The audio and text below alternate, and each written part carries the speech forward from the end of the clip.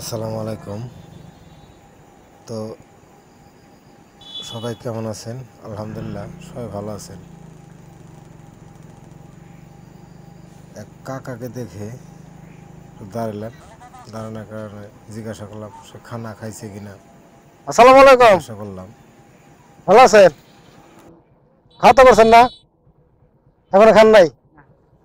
আচ্ছা, এটা কার নির্বাচন এটা? এই কারা প্রার্থী কারা? সুদেব দা। বাসা কোথায়?